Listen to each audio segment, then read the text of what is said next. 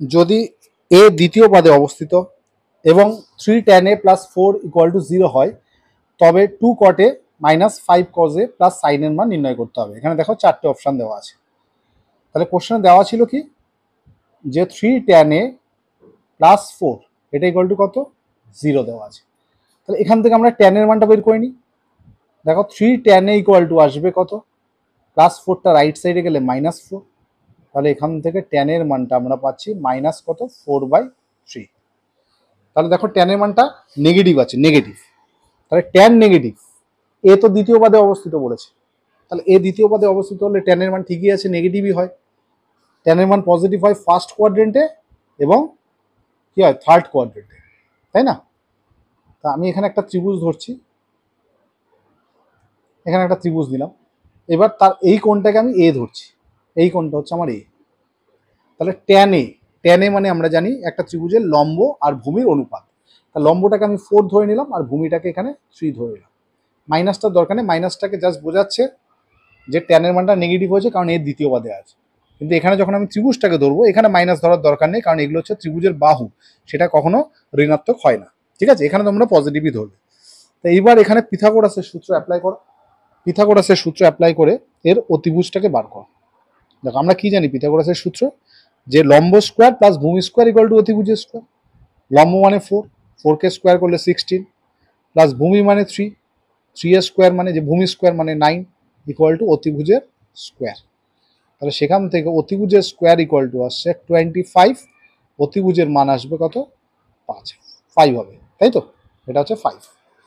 এইবার বার করতে বলেছে কার মান, দেখো কোশ্চেনে, যে 2 cot a minus 5 cos a plus sign, এটার মান কেমন হবে, এটা এখানে নির্ণয় করতে বলেছে। তাহলে 2 ইন্টু, দেখো কটের মান, এ দ্বিতীয় পদে থাকলে কটের মান নেগেটিভ হবে, তাই প্রথমে আমি মাইনাসটা দিয়ে দিলাম। এবার কট মান হচ্ছে ভূমি বাই লম্ব, তাহলে ভূমি বাই লম্ব মানে হচ্ছে 3/4, এই মাইনাস 5। দ্বিতীয় পদে কজের মানও আমার নেগেটিভ হবে, তাই এখানেও আমাকে মাইনাস দিতে হবে। এবার কজ মানে আমরা জানি ভূমি বাই অতিভুজ, অর্থাৎ 3/5 এর অনুপাত, 3/5 প্লাস সাইনে, দ্বিতীয় পদে সাইন কিন্তু পজিটিভ, কট নেগেটিভ কজ নেগেটিভ, কিন্তু সাইন তো দ্বিতীয় পদে পজিটিভ হয়, তাহলে এটা কিন্তু প্লাস হবে। আর সাইন মানে হচ্ছে লম্ব বাই অতিভুজ, তাহলে এটা আসবে 4/5। তাহলে এদের প্রত্যেকে এবারকে লসাগু করতে হবে, তাই তো? কত লসাগু হবে বলো, একবারেই আমরা করে দিই। এখানে 4 আছে, এগুলোতে 5 আছে, 4 5 20 লসাগু করে দেবো একবারে। আর নাহলে এখানে কাটাকুটি করে 10 লসাগু করতে পারবো, আমি একবারে 20 লসাগু করে দিলাম। তাহলে 4 আছে মানে 5 দিয়ে গুণ হবে, তাহলে উপরে -6 ছিল, তাকে 5 দিয়ে গুণ করলে -30, তাই তো? আর এগুলোতে 5 আছে মানে 4 দিয়ে গুণ হবে, তাহলে এটা মাইনাসে মাইনাসে প্লাস, 3 5 15, তাকে 4 দিয়ে গুণ করলে 4 15 60, এটাকেও 4 দিয়ে গুণ হবে, 4 4 16। তাহলে কত হলো আনসার দেখো, 60 থেকে 30 গেলে হচ্ছে 30 হলো, 30 প্লাস 16, তাহলে এখানে হচ্ছে 46 বাই হচ্ছে 20। কাটাকুটি করো, কত দিয়ে যাবে, 2 দিয়ে কাটলে 23 দুগুণি 46, 10 দুগুণি 20। তাহলে দেখো 23/10, যেটা অপশান নম্বর বিতে রয়েছে।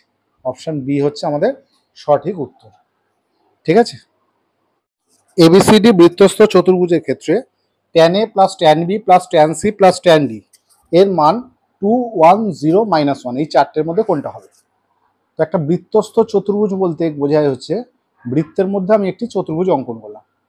এই যে কোনো একটা চতুর্ভুজ আমি এখানে অঙ্কন করলাম, নাম দিলাম এবিসিডি, তো এটা একটা বৃত্তস্থ চতুর্ভুজ। এবার বৃত্তস্থ চতুর্ভুজের চারটে কোণ এবিসিডির মধ্যে কিন্তু একটা সম্পর্ক রয়েছে। সম্পর্কটি কি, যে বৃত্তস্থ চতুর্ভুজের ক্ষেত্রে আমরা জানি বিপরীত কোণগুলি পরস্পর সম্পূরক, অর্থাৎ এ কোণের বিপরীত হচ্ছে সি আছে, তাহলে এ কোণ আর সি কোণের যোগফল হয় 180 ডিগ্রি। আবার বি কোণের বিপরীত হচ্ছে ডি আছে, তাই বি আর ডি এর যোগফল কত হয়, 180 ডিগ্রি। ঠিক আছে, এই দুটো সম্পর্ক আমাদের কাছে রয়েছে। এবার এখান থেকে আমাদের tan a plus tan b plus tan c plus tan d এর মান নির্ণয় করতে হবে। ঠিক আছে, কিভাবে বার করব, এখানে তুমি যে কোনো দুটো ট্যানকে ফিক্সড করে রেখে দাও। আমি ধরো প্রথম দুটোকেই রেখে দিলাম, tan a plus tan b যেমন আছে থাকলো। বাকি যে দুটো আছে tan c এবং tan d, সেইখানে যে দুটো অ্যাঙ্গেল আছে সেই অ্যাঙ্গেলগুলোকে এ আর বিতে কনভার্ট করার চেষ্টা করছি। কিভাবে কনভার্ট করব, সি অ্যাঙ্গেল মানে এখান থেকে তুমি পেয়ে যাবে, দেখো সি অ্যাঙ্গেলটাকে লিখবে 180 ডিগ্রি মাইনাস এ, একই রকমভাবে ট্যান ডিটাকে লিখবে 180 ডিগ্রি মাইনাস বি। এটা কোথা থেকে লিখলাম? সেকেন্ডেরটা থেকে। ঠিক আছে, তাহলে দেখো এখন এখানে টোটাল এ বি দিয়েই আছে, বাকি সি আর ডি এলিমিনেট হয়ে গেছে। এইবার তোমরা এটা এখান থেকে খুব সহজে মানটা পেয়ে যাবে। Tan A plus tan B যেমন আছে এইটা দেখো 180টাকে আমরা 90 × 2 ভাবতে পারি। 90 × 2 যখন ভাববো, 2টা তো জোড় সংখ্যা, তাহলে ট্যানের কোনো পরিবর্তন হবে না, ট্যানটা ট্যান থাকবে, অ্যাঙ্গেলটা এ হবে। এবার এটা কত নম্বর ঘরে আছে দেখো, 180 মাইনাস এ, এই যে 180 মাইনাস এ, এটা কিন্তু আমাদের সেকেন্ড কোয়াড্রেন্টের, যেখানে ট্যানের মান নেগেটিভ হয়। তো একই রকমভাবে এখানে এর জায়গায় জাস্ট বি আছে, তাই এটা মাইনাস ট্যান বি হলো। এবার এটার সাথে এটা কেটে যাবে, এটার সাথে এটা কেটে যাবে, কেটে গিয়ে কত হবে আনসার? আনসার হচ্ছে 0। ঠিক আছে, কেটে গেলে আনসার হচ্ছে 0 পাবো। এইভাবে তোমরা দেখো অপশন নম্বর সি পেয়ে গেলে সঠিক উত্তর। তাহলে কারেক্ট সঠিক উত্তর হবে অপশন নম্বর সি। ঠিক আছে, যদি এর দ্বিতীয় বাদে অবস্থিত হয় এবং 3tan a প্লাস 4 হয়, তবে cot a প্লাস sin এর মান নির্ণয় করতে হবে। এখানে দেখো 4টে অপশন দিয়েছে, কোন অপশনটা সঠিক হবে। তো এখানে কোশ্চেনে দিয়ে দিয়েছে যে দেখো 3tan a প্লাস 4 = 0। প্রথমে আমরা এখান থেকে tan এর মানটা নির্ণয় করি। তাহলে 3tan a = -4, tan এর ভ্যালুটা হবে তাহলে -4/3, তাই তো? এবার আমি এখানে একটা সমকোণী ত্রিভুজ অঙ্কন করলাম। তো সমকোণী ত্রিভুজের এই কোণটাকে যদি আমি এ ধরে নিই, ট্যান মানে আমরা জানি লম্ব বাই ভূমি, তাই তো? তাহলে লম্বটাকে এখানে 4 আর ভূমিটাকে এখানে 3 ধরে অতিভুজটাকে বের করলাম পিথাগোরাসের সূত্র অ্যাপ্লাই করে। অতিভুজের মান তোমরা বের করে দেখবে 5 আসবে, এটা হচ্ছে পিথাগোরাসের সূত্র অ্যাপ্লাই করলাম। এইবার বার করতে বলেছে কার মান?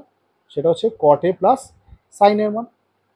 এবার এ দ্বিতীয় বাদে অবস্থিত বলে দিয়েছে কোশ্চেনে, এ দ্বিতীয় বাদে যদি অবস্থিত হয় তাহলে cot এর মান নেগেটিভ হবে। এবার cot মানে হচ্ছে ভূমি বাই লম্ব, তাহলে ভূমি হচ্ছে এখানে 3 আর লম্ব হচ্ছে 4, তাহলে এটা হচ্ছে cot এর মান। আর দ্বিতীয় বাদে sin এর মান পজিটিভ হবে, তাই তো? দ্বিতীয় বাদে cot এর মান নেগেটিভ বাট sin এর মান পজিটিভ, তাই এটা প্লাস হলো। এবার sin মান হচ্ছে লম্ব বাই অতিভুজ, তার মানে ওটা হবে 4/5। এখানে আমি লসাগু করছি, 20 লসাগু, 4 5 20, তাহলে এটা হবে 15, 5 থাকলে 4 দিয়ে গুণ, এটা 16, তাহলে এটা হচ্ছে 1/20। 1/20 দেখো অপশান বিতে রয়েছে, এটা হচ্ছে অপশান বি। ঠিক আছে।